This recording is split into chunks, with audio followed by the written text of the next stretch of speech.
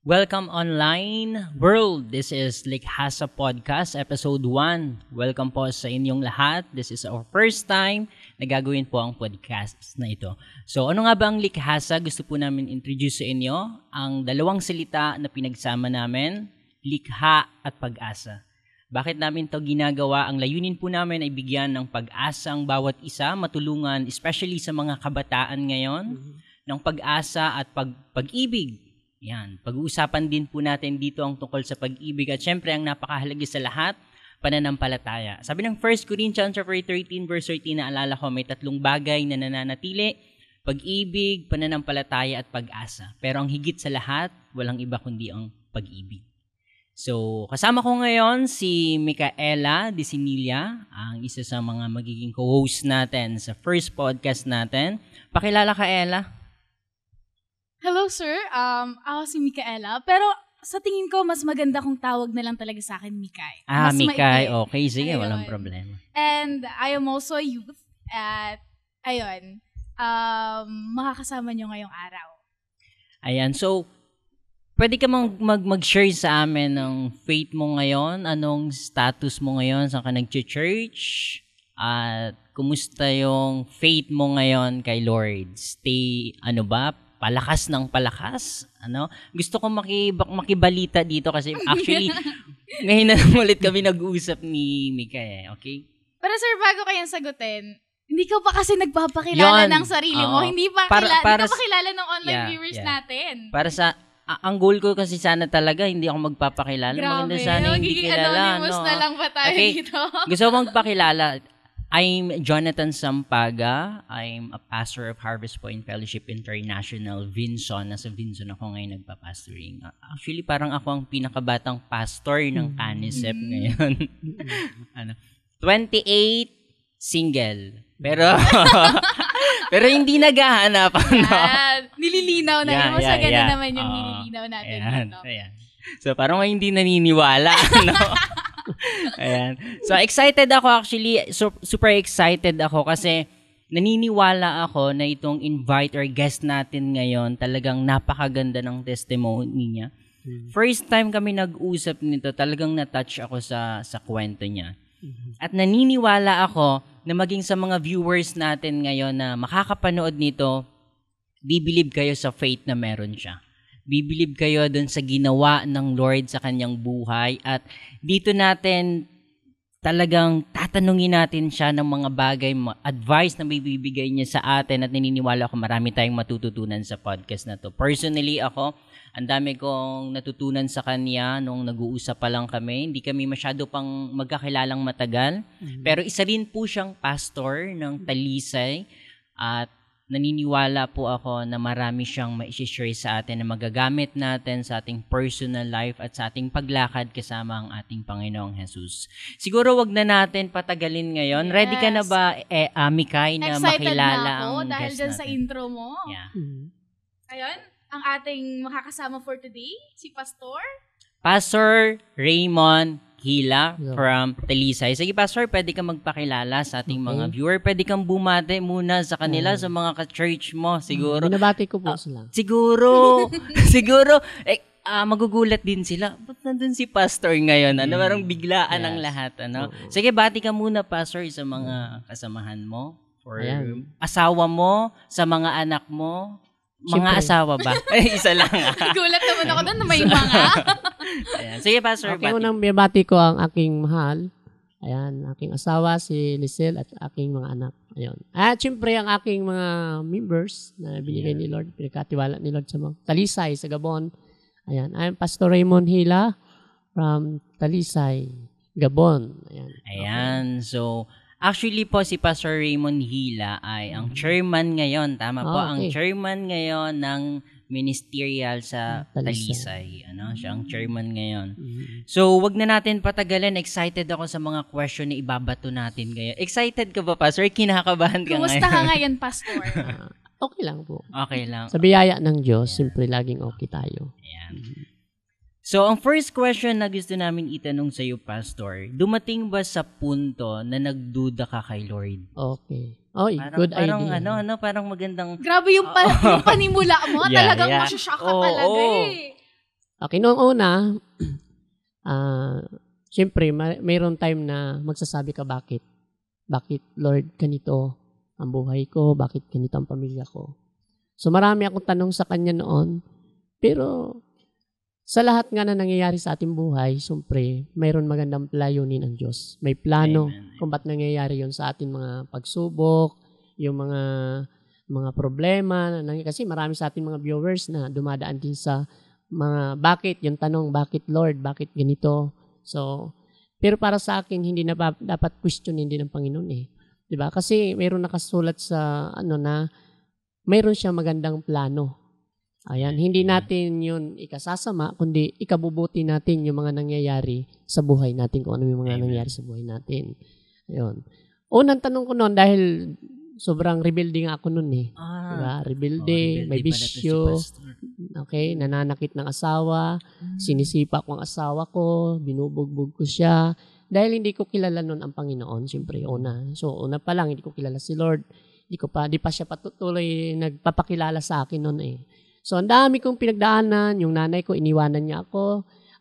Sa 2 months pa lang ako na iniwanan niya ako. Kaya rebelde po ako dahil nagpalaki sa akin yung lola. Yung lola ko lang na nagpalaki na linihim din nila yung nangyari na yun na ako. So parang ang tingin mo dun sa nag-alaga sa'yo, sila yung parents mo. So, tapos, dumating ang time, syempre, hindi mo maiwasan, may mga chismosa. Ayan, hindi naman wala. May mga hindi naman yan tunay mo, inaampon ka lang, ganon. So una mong narinig sa ibang tao? Sa ibang tao. So, yun. So, tinanong ko na rin yung nag-alaga sa akin, pero sabi niya kahit hindi nila ako anak, nasa puso nila ako. At saka nakita ko rin naman ang kanilang pagpapalaki maganda. Pinaaral nila. So, ilang taon ka nung nalaman mo na? Siguro, elementary ay. Maaga pa naman. So, pero nung time na yon, galit ako sa tunay kong ina, sinumpa ko siya. Sabi ko, grabe ang ginawa ko sa kanya.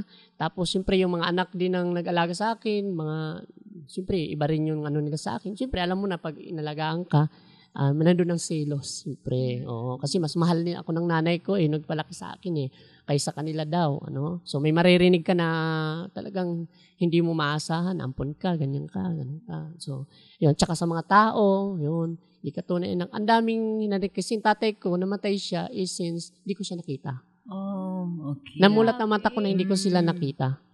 Parehas sila, hindi ko nakita nung namulat ang mata ko. Grabe tong pinagdaanan ni Pastor. Tapos ngayon, dahil nasasaktan din ako ng tunay, yung mga anak nung sa akin, so nag-rebuild din talaga ako noon. So ang dami kong ginawa talaga, ang dami kong tapos siyempre, nanligaw ako. Mabait-bait. Mabait-bait, Nagbago ba?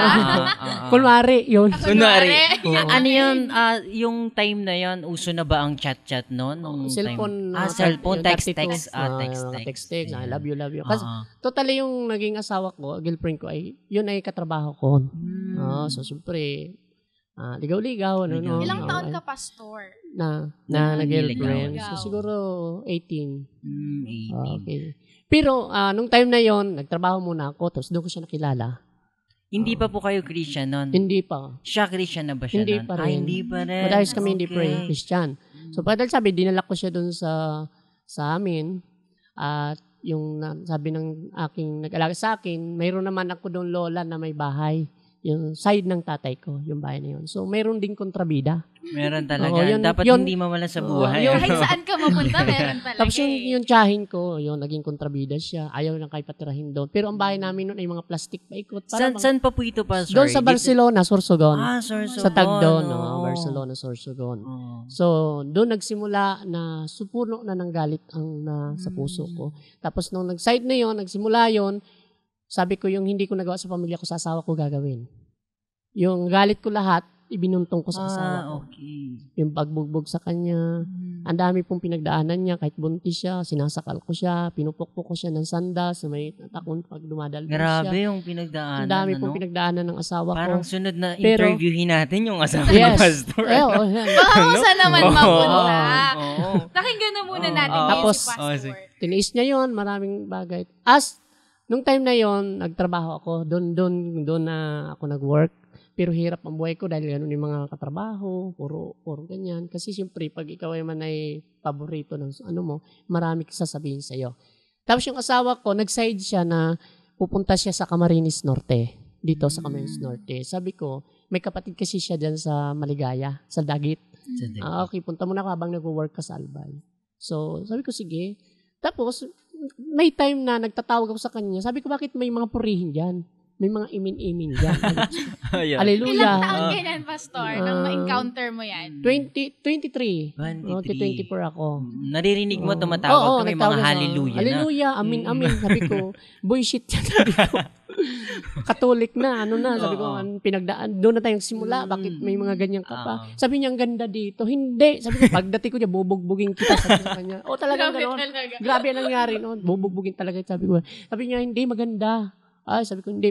Kaya, nung time na yon, sabi nung aking sir, ililipat niya ako kasi masungit ako ililipat kita doon sa Mindanao. Sabi ko, mamimili ka, ma-resign ka o mapunta ka. Sabi ko, ma-resign ako. So, ma-decide po ako na balik po ako Camarines Norte. Sabi ng pamilya ko, mamili ka, asawa mo o kami. Sabi ko sa asawa ko, at buntis siya noon sa aking panganay na anak. So, tapos nagtingin ko sa dait, kasi di ko po ito talaga alam na Camarines Norte. Ano ko lang ito sa kasalan, itong kanta ng Camarines Norte, di ba? Tapos pagdating ko sa dait, 9:00 ng gabi. Sabi ko, wala akong pera, kahit piso. Kasi talagang simot ako noong time na yun. Ang cellphone ko lang 33. Yun, sabi ko, alam niyo po ba, kuya, yung Maligaya, yung Dagit? Walang nakakaalam. Sabi, hindi po namin alam. Tapos, sabi ko, paano kaya ako na makakarating? Pero alam ko na talagang buhay si Lord, Nung time na yon may lumapit sa akin. Sabi niya, ihatid kita, alam namin yung labo. Pero hindi namin alam yung pupuntahan mo. Basta sabi ko, ganito, kasi lobat na ako Nung time na yon sabi niya, huwag ka na dyan makipag-usap sa mga kasi baka lukuhin ka, ganun. Sabi ko, bakit ang layo ng biyahe namin? Siguro sabi ko, hold upin ako nito. Yung isip ka lang, baka patayin ako nito, ganun. Tapos sige niyang tanong, saan po yung ganito, ganyan? Sabi ko, tapos tinuro naman kami, Talubatib pa lang po, yon sabi niya. Sa unang pa po yun, hanggang God's will na nakarating nga ako doon sa kapatid ng asawa ko. Tapos sabi ko, kuya, wala akong pera. Sabi niya, pakapihin mo lang ako. Ang mahalaga po, nakawi ka ng sipte dito. So, angel yan ni Jesus, ni Lord na. Wow, Lord. Hindi siya pumayag, pakapihin lang, uwi na, layo ng dait. Nung time na yun, sabi ko, minsan naisip ko na, ang bait naman ng tao na yun, sabi ko. Tapos time na, ito na yung, siguro biyernes ako dumating. Tapos Sabado, sabi ng asawa ko, magsisimba kami ng linggo sa Born Again. Pero nung nagkita kayo ng asawa mo, Pastor, hindi mo naman siya binugbog hanggang. Hindi wala naman tayong wala pa. Wala pa. So, abangan natin. Nung time na yon, pagdating ng linggo, sabi ko walang aalis. Walang aalis. Sabi ng asawa ko, doon sa pinupunta namin, wala kaming bigas, wala kaming pera nung time na yun. Sabi niya doon sa inaatinan namin sa labo, may pagkain. Libreng pagkain. Sabi ko, ganun ba? Sabi ko, ganun. Sabi ko, sige, sasama ako. Kasi magugutom ako dito. Pero ang isip ko noon ay pagkain sa tanghalian. So, sabi, nakarating kami dito sa labo. Dito kay Nanay Norming Halimaw. Nanay Norming sa missionary. At siya, matanda na siya, pero kinuha na siya ni Lord. Nung time na yung pagbago pa lang ako doon dating, siyempre paikot sila Wala silang mic. Basta paikot lang sila, gagathering sila. Nag-upo lang ako, siyempre, kunwari, angel. Ganun talaga pag mga baguhan tahimik. Tapos, sabi ko, ang mga loki pala ito. Sabi ko kasi, paulit-ulit, puri-purihin, hallelujah, gano'n. Tapos nagtitistimony, basa Bible. Bago yun, nagtitistimony muna sila. Tapos, ako na nakarating sa akin, sabi ng nanay, nanay yung ginamit niya. Brad, anak, sabi niya, pwede ba kitang hingian ng testimony? Sabi ko, bakit ako magsasabi ng buhay ko? Basta, first time mo punta doon, first time. Okay, habang ako nakikinig sa kanilang sabi, buhay daw si Lord. Pero ang sabi ko lang sa isip ko, kung buhay kang Diyos, bigyan mo ko 1,000 ngayon. Dahil wala kaming budget sa isang araw, isang week na ito. Pero sa puso't isip ko lang yun. Nakakaya naman, magpahingi daw ako. Diba? Tapos yung time na yun, tahimik lang ako. Basta sabi ko, kung totoo kang sinasabi ito buhay ang Diyos, bigyan mo ako ng 1,000. Kasi wala kaming pera, wala kaming bigas, wala kaming hirap ang buhay namin. Pero ayaw ko umiyak nung time na yun. Pero parang hirap, parang inaano ka siguro tinatouch ka na, okay. Tapos nung nagkarain na, tapos na kumarain, lumapit sa akin nanay, yung missionary. Anak, may nilagay siya sa bulsa, parang papel. Sabi ko, baka pray na naman ito. Sabi ko, binigay ko lang sa bulsa, pray lang naman yan, baka request lang nila yun.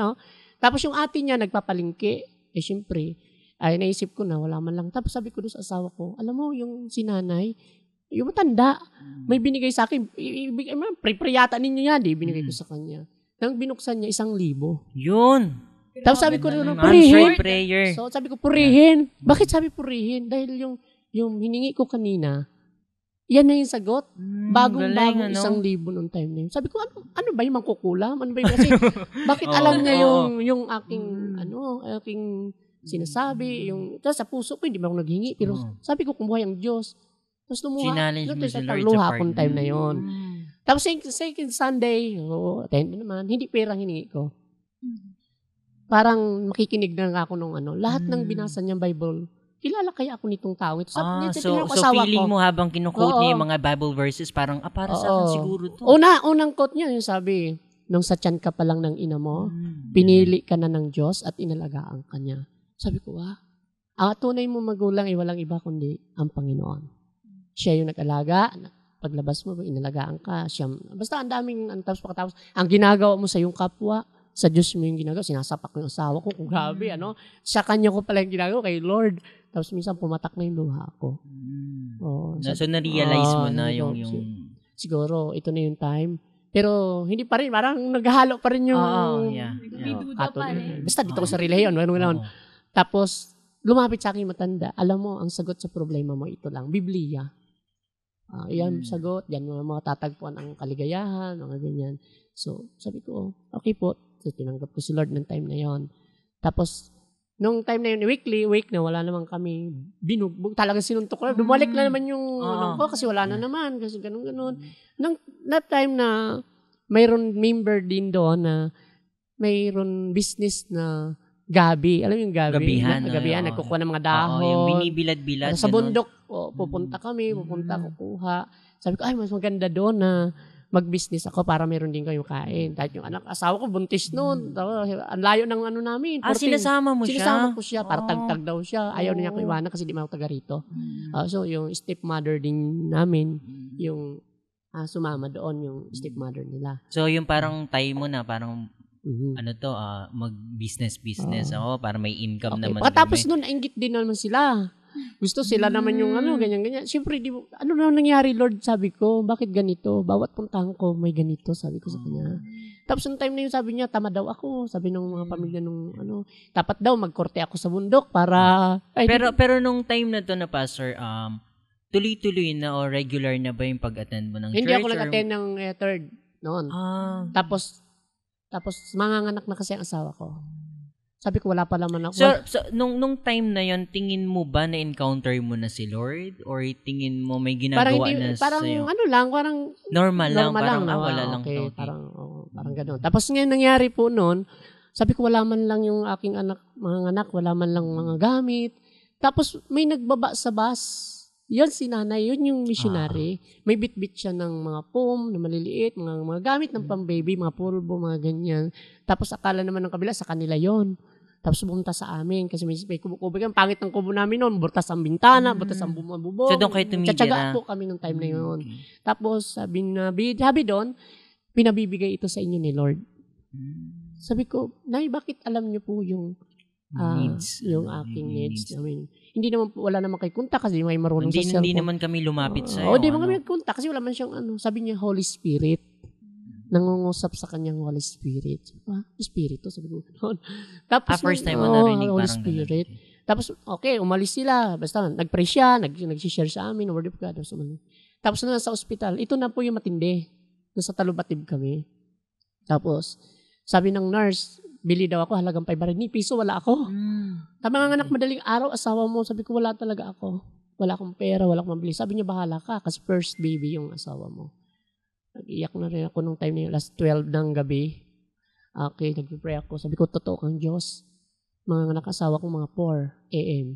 Pero wala pa akong hawak na pinapabili ng mga nurse Anong gagawin ko? Tsaka isa pa, wala kayong kamag-anak wala. dito. Kasi wala man din yung ate niya. Tapos nakayuko lang ako. Tapos may naghipo sa akin sa ulo. Kasi ang damit ng missionary, mahaba lagi, babae. Mahaba ang damit niya. Sabi niya, anak, anong pinagpipray mo? Sabi ko, akala ko si Jesus. Kasi mahaba po. Nakaputi yung damit niya nung time na yun. Sabi ko, Nay, bakit nagpunta po kayo dito? Bakit paano nyo nalaman? Biglaan. Alam mo, sabi niya, biglaan. Kasi na-surprise ka pag mula ako, siya na. Sabi niya, anong pinagpipray mo? Hinawakan niya ako. Sabi ko, paano mo nalaman kwarto namin? Nagtanong ako dyan sa ganyan. Sabi kasi ng Holy Spirit, kaninang 12 p.m., magpunta ako dito sa ospital. Alam ko manganganak yung asawa mo. Tapos sabi niya, anong pinagpipray mo? Sabi ko, kasi ganyan. Ay, pinabibigay ti Lord, 2,500. Praise God. Sobra pa doon sa 500 lang yun. Alam mo, hindi ko naglalakad ako na, parang totoo ba talaga tong Diyos na nila, pinagsasama ganoon. Pero nag-iiyak ako, nagluluha ako nung time na yon. Tapos time na yon, tapos uwi na siya kasi anak, mayroon kaming fellowship linggo.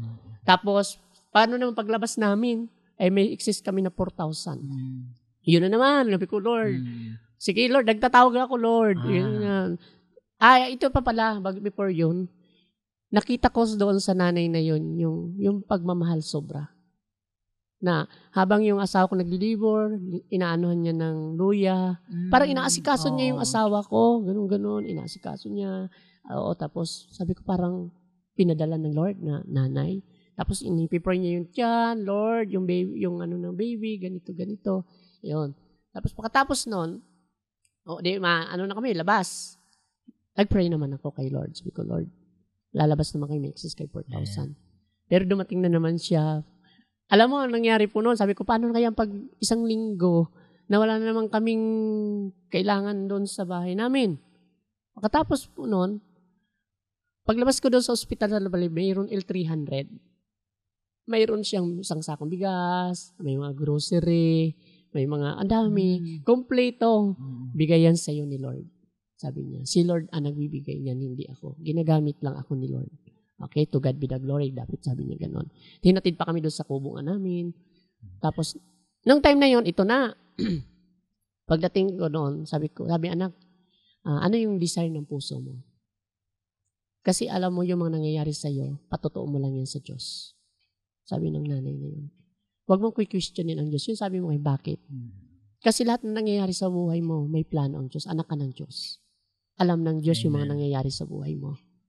Sabi ko, parang naluhan ako nung time na yun. Tapos mayroon nagsabi sa akin na, mayroon doon katutubo. Yung stepmother ng pamilya ng asawa doon. Sabi ko, ano yun, tribo? Tapos sabi niya, naglilimos kasi sila ng mga damit, ng mga ganyan, dahil wala ba din yun. Pero malayo yun, sabi sa akin. Sabi ko, pwede ba mapuntahan ko siya? Mapuntahan ko sila doon. Doon po nagsimula yung aking ministry.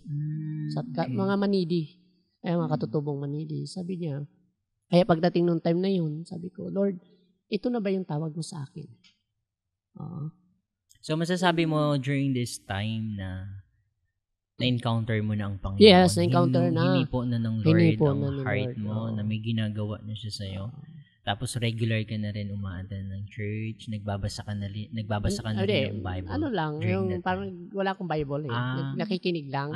Tapos nung time na yun, naglasing pa ako nung time na yun. Kasi nga, kontrabida kayo mga kapitan. Sino daw kami para tulungan ng ganun, ganyan, mahal-mahal kami. Yun ang tanong nila. Tapos sabi niya, magbahay kubo ka, magkorte ka, ganyan-ganyan ka doon sa bundok. Alam mo time na yun. Dumating na naman yung sinanay nakabas. Sabi niya sa akin, anak, ililipat na kayo ni Lord. Hindi na kayo dito sa magulong pamumuhay. Alam ko at nararamdaman ko yun. Mayroon nakahanda sa mabilo sa inyo na kubo. Ipinagawa na ni Lord sa inyo. Bukas na bukas ay lilipat na kayo. Susunduin ko kayo. Sabi ko, Nay, pero magpaalam ka pa rin sa stepmother niyo. Yung mga pamilya mo, bilang respect at yung pag-ibig ba? Na, siyempre kahit paano, nakasama mo rin sila. Mag-sorry ka. Sa una, sabi ko, bakit ako magsasorry? Daming ginawa na sa akin. Chismis naman, diba? Ganon. Tapos sabi ko, pero sabi niya, anak, mawal yon. Dahil si Lord, inibig niya lahat tayong makasalanan. So, ang kanyang huwaran natin sa Panginoon ay pagmamahal sa kapwa. And love your enemy. Okay? Mahirap man na pero pag napamahal mo siya, may blessing ka kay Lord.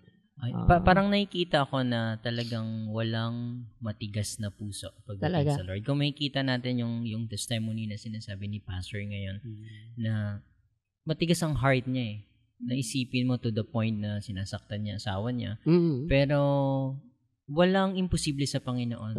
Pag nais ng Diyos na akayin kanya, palapit sa kanya, gagawa siya ng paraan. So, tingin mo ba, Pastor, kung sakaling hindi mo nakilala ang Panginoon, nasan ka ngayon? Rebuild Baka hiwalay na kami, baka magulo ang buhay ko. Kasi sabi ni nanay, sa John 15:5, lagi ko pinanghawakan na wala kayong magagawa kung hiwalay kayo sa akin. Pero isa ba tamang relationship, ang blessing ay nandun. Pag may relasyon tayo sa Panginoon. Doon pala guminhawa ang buhay ko mula nang tinanggap ko talaga totally si Lord sa aking puso, sa aking buhay. Nandun ang mga blessing, ang daming pagpapala na ibinigay ng Diyos sa akin. Tapos, nangyari noon, umalis na kami doon sa, nakakatuwa si Lord pagdating namin. Ito pa yung reward sa amin. Tapos sabi niya, before pa rin pa ako magbalik doon sa mga katutubong manidi, mamaya ko po ikwento yun. Tapos sabi ni nanay, excited ako doon. Nay, sabi sa akin, anak, sabi ni Lord ay ipapakasal ko kayo. Sabi ko, Nay, wala kaming pera, budget. Hindi mo kailangan pera. Si Lord ang magbagastos. Nakita ko doon sa nanay na siya nagparasikaso doon sa munisipyo, hindi ako gumagawa. Siya talagang gumagalaw. Tapos nagbalik sa akin, kasal ka sa May 27 birthday mo. Grabe, sinet up niya na lahat. Wala na siyang isipin. Tapos doon sa Lucille, sa restaurant, gano'n pa, social pa yung aming, reception. Pero ang totoo, wala po kayong pera wala, talaga that time. Oo. So, sabi ni nanay, umasa, mas mapala daw ang umaasa sa dapat siguro, ganun ang hahanapin ko. Yung magpo-provide na talaga. Yung si Lord na yung gagawa ng way eh. Pagdating naman sa, doon naman sa bilo, mayroon na naman inggit. Yun parang, saan ba tayo ilalagay ni Lord? Siguro tinitest ka ng Panginoon during that time. Tapos sabi ko, hindi ko na alam kung saan na tayo pupunta eh. Sabi ko sa asawa ko. Tapos anong nangyari, sabi ni nanay, na para daw akong agila, may mission. Kung saan ka ilalagay ni Lord, may mission ka. Tanggapin mo yun kasi yun ibigay ng Panginoon. Okay, tiniis ko rin yun, yung mga inggit, yung mga ano-ano, kasi kamag-anak ng nanay yun, yung kubo na yun doon. Sino daw ako? Barok daw ako, gaya-gaya. Kasi sige ko lang, mission, Bible ka dyan. Sabi niya gano'n. Wala ka naman trabaho para supporter ka lang ni nanay. Sabi ko, hindi, sa Diyos pa ako umasa. Di sila naniniwala. Ano ka na nun? Kumbaga parang matured na. Nagpunta na ako, nag-mission ako, nag-share na rin ng Word of God sa kabutihan ng Diyos. Tapos yung time, pinapunta na ako doon na nga. Pero before yun, marami pa rin nangyari sa amin. Kung isa-isa pa, baka ilang taon pa tayo.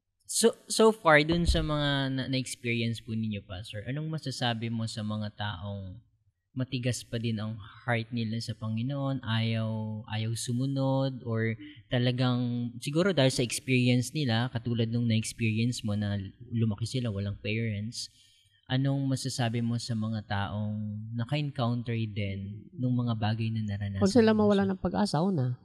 Kasi kahit ano man payo ng magulang natin, hindi naman talaga nababago tayo ng payo ng magulang natin. Ang tunay talaga na nagbabago ng buhay natin ay wala iba kundi si Kristo, ang salita ng Diyos. Amen. Kahit ako, ang daming payo sa akin ng magulang ko, never ako nakinig sa kanila. Maliban na lang talaga na ang Diyos, may panapanahon talaga na pagtawad. Bakit nangyayari yun sa buhay natin? Ba't nagkakagulo tayo? Dahil alam nga natin na may plano ang Panginoon Kumbaga, para sa buhay ko, nangyari yun dahil wala ko ipatitistimony sa kanila, sa inyo, kung hindi nangyari sa buhay ko. So, para malaman ko natin na mabuti si Lord, goodness of God talaga ang Panginoon sa atin. At laging may ginagawa ang Diyos sa buhay natin. So, at the end of the day, feeling mo empty ka pa rin, feeling mo may kulang pa rin sa'yo. Kasi sabi nga ng mga scientists, merong malaking bahagi sa heart ng tao na tanging ang Diyos lang ang may kakayahang buhat. Naranasan mo din ba to, Ella? Alam mo, maganda yung tanong mo dyan, Pastor. Kasi habang nagsasalita si Pastor, ang nasa akin kasi, you can have the joy, yung happiness, pero ang pinaka talagang grateful ako na binigay sa akin ng Lord, yung peace. Pwede kang maging masaya pwede ka na masaya yung mga bagay, pero hindi mo ramdam na parang, okay na ako. Yung fulfillment. Yes. Kasi when you have that peace, parang okay na lahat settle ka na yung love, andyan na, kahit walang physical na nagbibigay sa'yo, kontento ka, buo ka. Yes. Totoo po yun. Ikaw ba, Pastor? Ako, kontento. Yun yung magandang word mo kontento. Actually, pwedeng nasa atin ang lahat, Pastor. Pero hindi tayo kontento. Kung ang kakontentohan natin nasa pera, nasa material na bagay, magkanong halaga kailangan natin para maging masaya tayo, para maging kontento tayo? Yung pera nauubos For example, may 1 million ka ngayon, hindi naman tatagal yan. Mabilis na pa yan sa panahon ngayon. So, para sa akin, ang mahalaga talaga sa tao, yung kapunuan. Yun nga yung dalawang salita na natutunan ko lately na merong dalawang salita na dapat natin matutunan, yung satisfaction at fulfillment. Pwedeng satisfied ka pero hindi ka fulfilled. Anong pagkakaiba? Yung satisfaction, temporary. Yes. Instant gratification. At yun ang kalaban ng mga kabataan ngayon, mga panandaliang kasiyahan. Satisfied sila. For example, nagugutom ka, gusto ko ng ganitong pagkain. Kumain ka, satisfied ka. Pero pakalipas ang ilang araw, ilang linggo, nagki-craves ka naman, nagugutom ka na naman. So, ibig sabihin, hindi ka fulfilled. Yes. Kasi pag fulfilled ka, isa lang kailangan mo, wala ka ng ibang kailangan. Yes. Yeah. Provider ang Panginoon natin. Yeah. Ano? So, masasabi mo ba, Pastor, ngayon, na sa buhay mo, fulfilled? Yes, fulfilled ako. Lahat. Spiritually, physically, materially, Amen. Financially, pinoprovide ng Panginoon yan. Dahil ang sabi ni Lord, yung, di ba, pag wala tayo, alam na ng Ama mo sa langit, before mo pang hingiin, alam na ng Diyos yun, ng ating Father, kaya thank you na lang, Lord, thank you, di ba? Ganun na lang sinasabi ko, Lord, alam mo mga bayarin, mga lahat. Yeah. Kaya, kahit tayo ay mga walang, di naman sinasabi ko walang trabaho, pero God is provide sa buhay natin. Amen. Na may magagawa tayo kung si Lord ay nasa puso Amen. at sa buhay Naalala ko, natin. Pastor, yung Psalm chapter 23. Actually, madalas natin dong naririnig, ang Diyos ang aking pastol, hindi ako magkukulang. Totoo yun. So, yun ang heart ng bawat isa sa atin. Lord, naniniwala ko, ikaw Amen. magpuprovide. Hindi ako matatakot. So, nasa stage ka ba ng buhay mo ngayon, Pastor, na wala ka ng kinatatakutan? Wala na. Ay, grabe, ano? Talagang direkta. Yeah. Yun Bakit? ang gusto Kasi, ko. ang takot mamatay, takot maparusahan. So hindi ka natakot, Pastor, mamatay Hindi ngayon? na, kasi may Ready langit, ka na? may langit tayo Amen. Ang nag-iingat ng kanyang buhay ay siya mawawala dito. Amen, yes. Pero mamatay ako dahil sa misyon. Okay lang, Lord, basta may langit ako Yan, puntahan. so may isa pang bagay na gustong i-share sa atin mamaya si Pastor about yun yung sa death na yun.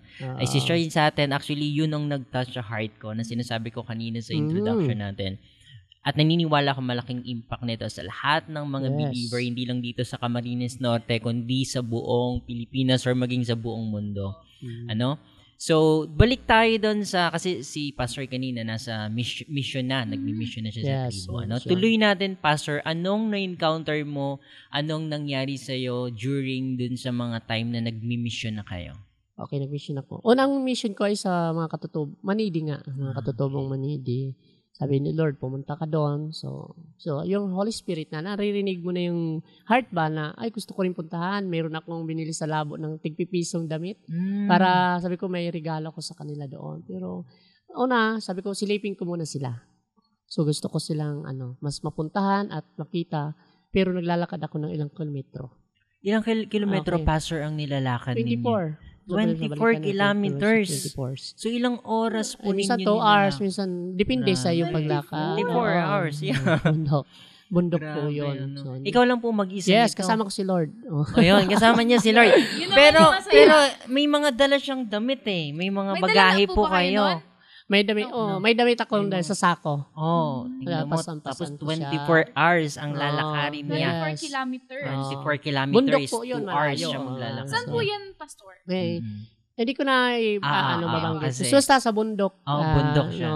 Meron. But that time, nagkakanta pa ako, hey Lord, kay buti-buti mo, Lord. Basta yung heart ko ba, na masaya. Kasi nga, yung love mo ba, yung first love. Yeah. Lahat mo tayo ng first love, di ba? So, bibigay ko na Lord lahat. Bahala na. Sabi ko gano'n. Kasi, mayroon nagsabi sa akin, nakakatakot doon. Huwag ka doon magpunta. Di ka na makakawing gano'n. Buhay. Gano'n, liming ka. Gano'n. So, noong time na talagang, ito yung pinaka, ko na, mayroon talagang umabang sa akin. Oo.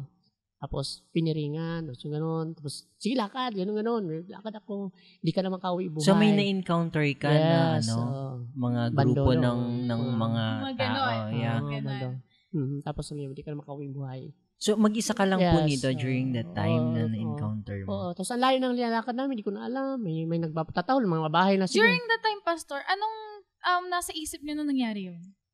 siya sa devil na patay ka na ngayon, di ba? So, pero sabi ng salita ba, yung salita ng Diyos.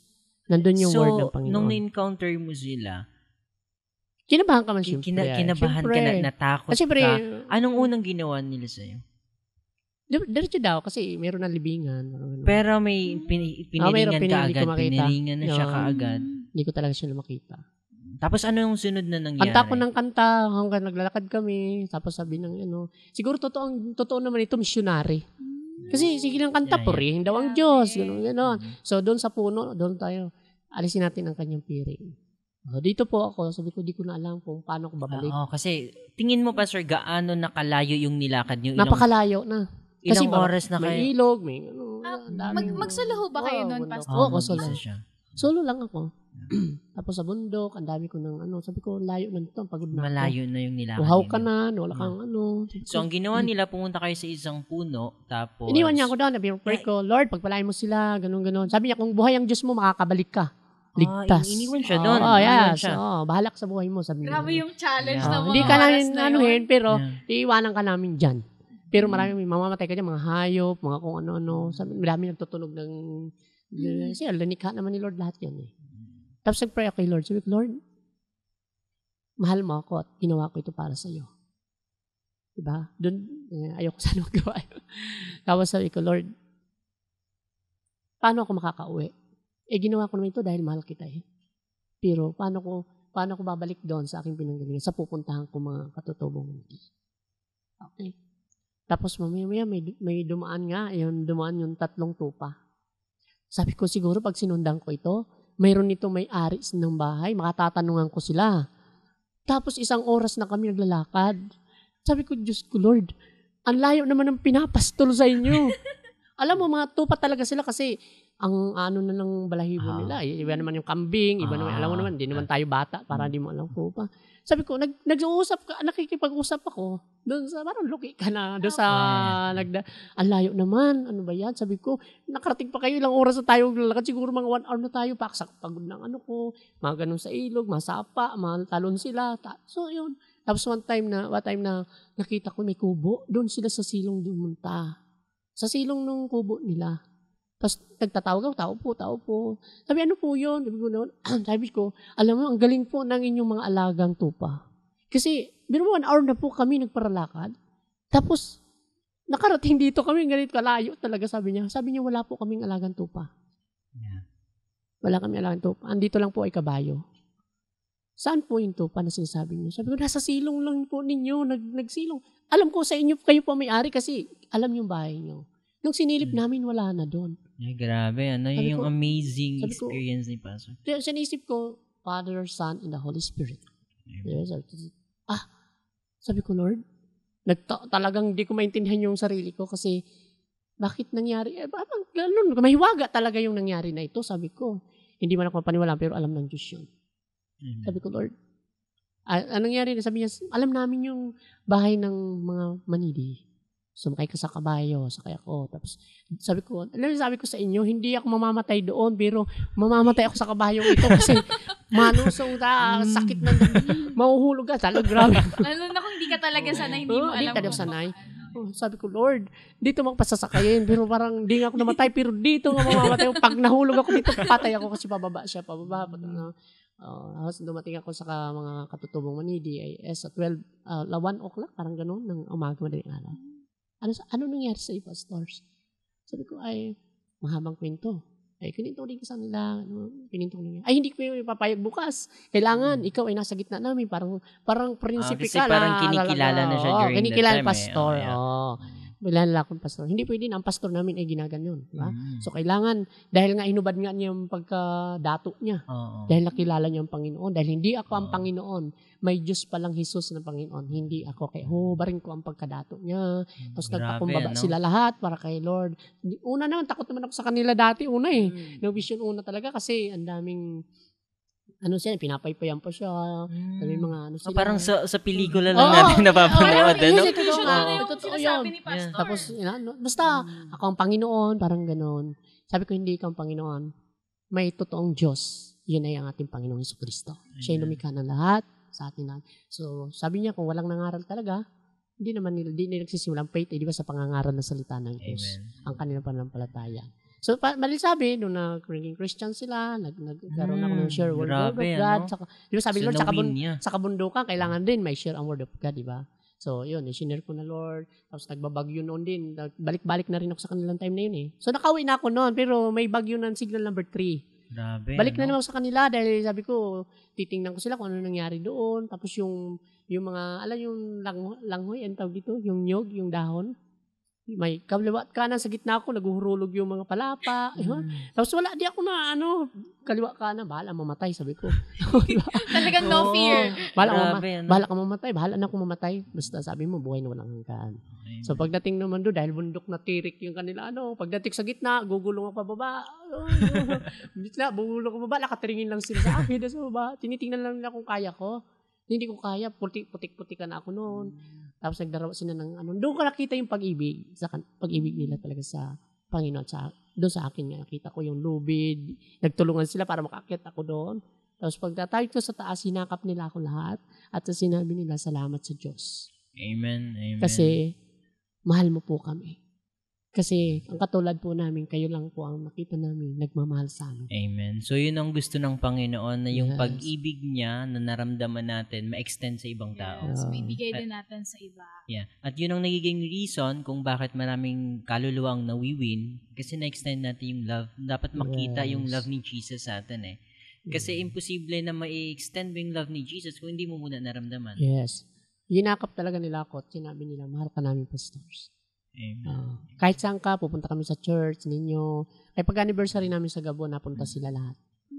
Oo. Pag in-invite ko, pupunta tayo, sige po. So, punta ako sa kanila talaga. Pero mahal talaga sila ng Diyos. Oo. Minsan sabi ko sa kanila, huwag kayong muna pag-asa. Dahil, dati mga masusungi tayo, mga barambado tayo, pare-parehas tayo. Pero God is good na binago na ni Lord ang ating mga buhay. At ang iiral natin ay pag-ibig. Kasi si Kristo nga ang namatay para sa lahat natin mga kasalanan. Amen. So, yun doon sila nagsimula rin na wala nang galit sa puso nila. Kasi marami din naman silang kalaban noong panahon na yun. Siguro marami din sila napatay, diba? So, pero hindi nga nila kilala ang Diyos noon. Katulad natin. So, praise God kasi ikaw po yung naging way ng Panginoon para makakilala ang mga taong ito. Ano? Kaya yung tanong ko kanina kay Pastor, kung meron siyang kinatatakutan, ngayon masasabi talaga natin na sa kabila ng kanyang mga pinagdaanan, wala na talaga itong katatakutan kasi sa dami ng pinagdaanan niya, nalampasan niya sa tulong ng Diyos at mas malakas na siya ngayon. Noon mahina, ngayon malakas. Mas malakas sa tulong ng Panginoon. Ikaw, Ella, Mikay, may gusto ko bang itanong kay Pastor ngayon? No? Personal, related sa nangyayari sa buhay mo ngayon? Anong gusto mong itanong kay Pastor ngayon? Or advice? Okay. Alam mo, Pastor, habang nakikinig ako kay Pastor, amazed na amazed ako bilang isang kabataan. Yung buhay niya, simula. Saka yung mga ginawa ng Lord para lang mapatunayan na I have a big plan for you. Yung simula niya talaga na grabe, na yung pagiging barambado, yung nambubugbog. Tapos, hanggang sa, alam ng Lord na may gagawin, kaya mong gawin yung mga pinapagawa niya. Kaya parang pinilit niya eh. Pinakita niya yung pagmamahal niya para kay Pastor. Kasi pwede niya tong gamitin tong tao na to. Nakikita niya na maraming tao at marireach out tong tao na to. Kaya talagang, kaya ako amazed ako na, yung bigla ang pagdating ng missionary na, wow. Maski ako parang, hindi ko alam kung nangyari na ba yun sa akin. Pero, tinitingnan ko, inaalala ko yung mga bagay sa buhay ko. Oo, yung pagpo-provide ng Lord nandun. Saka yung protection na sinasabi mo, Pastor, grabe yung pinagdaanan mo sa bundok na, totoo ba? Talaga ba? Yung tupa nandun, nag-appear? Na yung mga ganun na sabi ko, at walang imposible. Kapag gagamitin ka ng Lord, gagamitin ka ng Lord. And ipapakita niya yung mga bagay na yun. Okay. Diba sabi ni Lord, gagamitin kita para masabi natin na mabuti ang Diyos. Yes. Protection. Protektado talaga tayo ni Lord, hindi ng tao. Ang Diyos po tayo po-protekta. Kaya kahit saan po ako din, sabi ko, Lord, kung kukunin mo ako ngayon, pwede mo na kukunin. Pero kung may mission pa ako, alam ko tuloy ang laban. Kasi paano ka makikilala kung kukunin mo, di ba? Paano kung ilan lang naman yung nangangaral, di ba? Tapos sabi mo nga maraming anihin, tapos kukunin mo pa kami. Sino ang mangangaral na kabutihan mo? So, di ba? Katulad, okay po. Ako may tanong kay Pastor. Sige. Pastor, kung ikukumpara mo yung buhay mo dati bago ka nakakilala sa Panginoon sa buhay mo ngayon. Ano yung mga nagbago? Napakagandang tanong. Yun. Amen. Ang dami talagang pinagbago ko kahit na yung asawa ko, di ba? Kikita agad niya. So, yung worry dati, galit ka, mainit ulo mo lagi kasi kung wala ka na. Pero nakita ko kung gaano kahiwaga ang Diyos at ka-powerful ng ating Panginoon. Oo. Ako na, ang pagbabago, yung ugali ko, nabago talaga ng Panginoon noon. Tapos yung ginawa sa akin, hindi ko na rin ginawa sa mga anak ko. Talagang, yung bang hindi na natin pinararanas sa kanila, yung napinagdaanan natin. Kasi nga, alam ko, Lord, na yung hindi ko naranasan, sa anak ko na ipinararanas mo. Yung blessing na hindi ko naranasan, ba? Minsan, iiyak ka pa sa laruan. Minsan, galit pa sa akin, wala akong mabili, mga purdoy, magbinta ng papel, mamamayabas ka noon, bago makabinta ka ng papel. Pag nag-aaral ka, di ba? Tapos, ang aking baon nung bangos na chicheria, yung ulam na yun, mga tuyo, ano-ano. Pero hindi na naranasan ng anak ko. Yan. So, yung bagay na naranasan mo noon, na pangit mong karanasan, ayaw mo nang iparanas ngayon sa mga anak mo. At yung magandang bagay na dapat naranasan mo noon, na hindi mo naranasan, yun ang bagay na gusto mong maranasan. Yes. So, yung mga lesson na nakuha ninyo. Oo. Kung merong last message ka, Pastor, ngayon para sa mga kabataan na dumaraan sa mga pagsubok, kasi nakita natin yung testimony ni Pastor. Ang tindi nung nangyari sa kanya pero hindi siya sumuko. Yes. Ang daming pain, ang daming rejection, pero hindi siya sumuko. Pero habang may mga kabataan na mga Kristiyano na maliit na problema, ang bilis bumitaw sa pananampalataya. Anong mensahe ang gusto mong sabihin sa kanila? Una, syempre, doon sa mga kabataan na nangyayari sa kanilang buhay ngayon. Una, siguro, i-surrender nila yung buhay nila sa Panginoon. Kasi nga, wala naman talaga tayong magagawa kahit anong gawin natin sa buhay natin eh. At saka wag natin question yung magulang natin kung bakit nangyayari yon. Tulad ko, yung nanay ko, nakita ko na siya. Okay? Isang regalo ng Diyos sa akin. Dahil nung namatay nga yung nanay na missionary, pumalit naman yung tunay kong nanay. So, online, nakita ko siya, nagtawagan kami. Bakit daw, sumbatan ko daw siya ng sumbatan sa lahat ng ginawa ko. Sabi ko, hindi na. So, parang handa siya na tanggapin yung mga masasama, kasi nag-asawa siya masasakit na na iba. salita. Tapos may anak din siya. Ano anak ang galit mo kasi marami. Ang kapatid kong tatlo, broken kasi kami, di ba? Galit sa kanya, nagre-rebelde din sa kanya. Pero ako lang daw yung anak niya na hindi daw ako nagalit. Mo ang magpatawad. Oh yeah. Sabi ko, alam mo noon, galit ako sa'yo. Nagre-rebelde ako. Bawi ko sasabihin sa'yo. Pero kung bakit nangyari sa ating buhay dahil may plano ang Diyos sa buhay ko. Kasi kung magkasama tayo, baka rebelde pa rin ang buhay ko. Baka masama ang ipapayo mo sa akin. Ang dami mo gagawin sa akin, pero magulang ko ay si Lord. Maganda pa rin ang plano ng Diyos sa akin. Amen. So, masasabi mo, Pastor, na sa lahat ng pangit na naranasan mo ay bahagi yon ng magandang nangyayari sa iyo ngayon. So, pasalamat ka na nangyari na yun. Lahat. Pasalamat ka na nangyari. Although hindi maganda, ginamit ng Diyos para dalhin ka ngayon sa isang mas magandang di ba? Kasi nga una, sabi niya, bakit di ka galit sa akin? Nagulat siya. Kasi commonly, dapat ang response galit eh. Kasi napakabuti. Marami ito, bakit mo ako iniwan? Bakit mo ako, di ba? Pero isa lang sinagot ko sa kanya. Mahal ko po kayo, Nay. Kasi alam mo, kung magkasama nga tayo, alam ko siguro hindi ko kilala si Jesus. Nangyari yun sa buhay ko dahil mayroon nga maganda si Lord layunin sa akin. Amen. At masasabi natin na yung love na binigay mo sa Kanya, hindi galing sa iyo, galing sa Diyos. Galing sa Diyos. Amen. Kasi kung sa akin lang, dami kong sasabihin sa Kanya.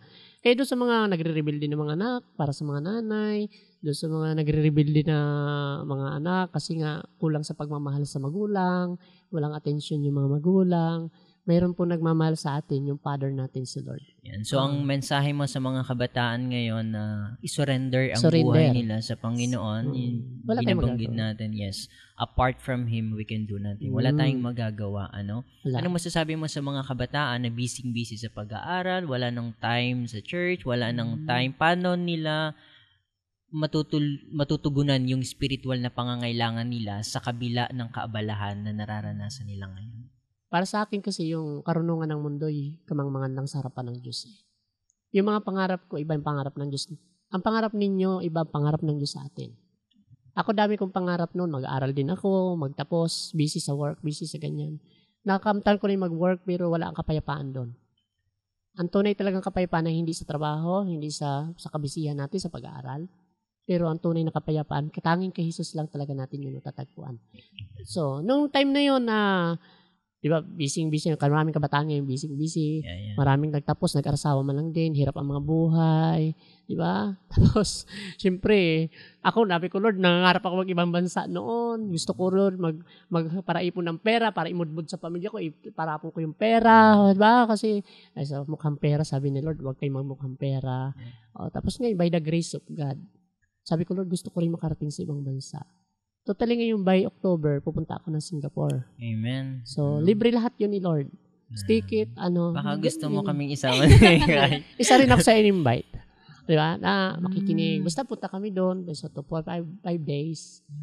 Alam mo, sabi ko kay Lord, walang imposible talaga sa Lord. Kasi ko, kahit tapos naman ako sa pag-aaral, baka hindi ako makarating din doon. Pwede naman hindi ako makarating doon, di ba? Pero dito, libre pa.